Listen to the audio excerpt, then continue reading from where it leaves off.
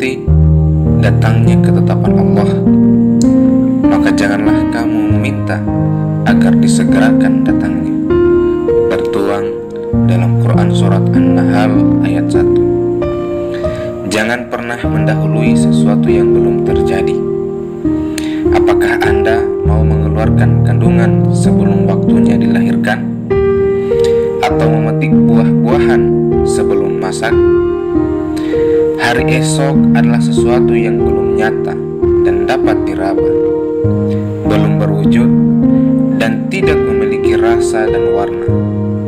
Jika demikian, mengapa kita harus menyibukkan diri dengan hari esok, mencemaskan kesialan-kesialan yang mungkin akan terjadi padanya, memikirkan kejadian-kejadian yang akan menimpanya, dan meramalkan bencana-bencana yang bakal ada di dalamnya? Bukankah kita juga tidak tahu apakah kita akan bertemu dengannya atau tidak? Dan apakah hari esok kita itu akan berwujud kesenangan atau kesedihan? Yang jelas, hari esok masih ada dalam alam gaib dan belum turun ke bumi. Maka tidak sepantasnya kita menyeberangi sebuah jembatan sebelum sampai di atasnya. Sebab siapa yang tahu bahwa kita akan sampai atau tidak pada jembatan itu?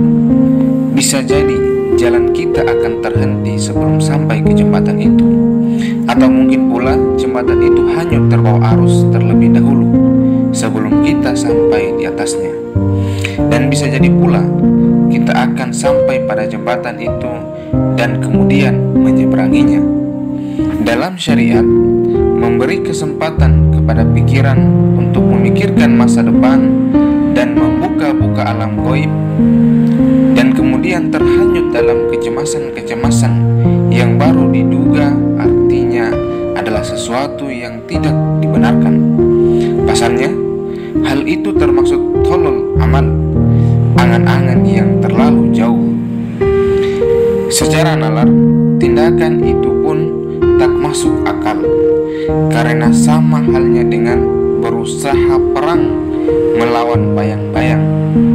Namun ironis, kebanyakan manusia di dunia ini justru banyak yang termakan oleh ramalan-ramalan tentang kelaparan, kemiskinan, wabah penyakit, dan krisis ekonomi yang kabarnya akan menimpa mereka.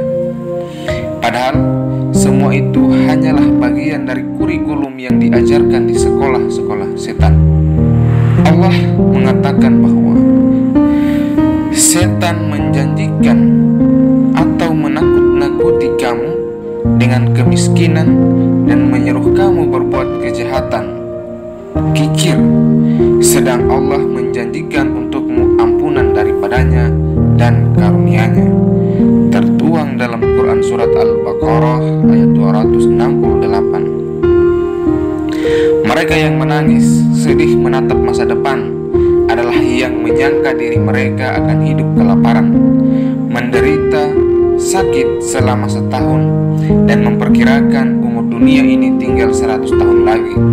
Padahal orang yang sadar bahwa usia hidupnya berada di genggaman yang lain tentu tidak akan mengandaikannya untuk sesuatu yang tidak ada. Dan orang yang tidak tahu kapan akan mati tentu salah besar bila justru menyibukkan diri dengan sesuatu yang belum ada dan tak berwujud. Biarkan hari esok itu datang dengan sendirinya. Jangan pernah menanyakan kabar beritanya, dan jangan pula pernah menanti serangan petakannya, sebab hari ini Anda sudah sangat sibuk. Jika Anda heran, maka lebih mengherankan lagi orang-orang yang berani menebus kesedihan suatu masa yang belum tentu matahari terbit di dalamnya dengan bersedih pada hari ini. Oleh karena itu, hindarilah angan-angan yang berlebihan.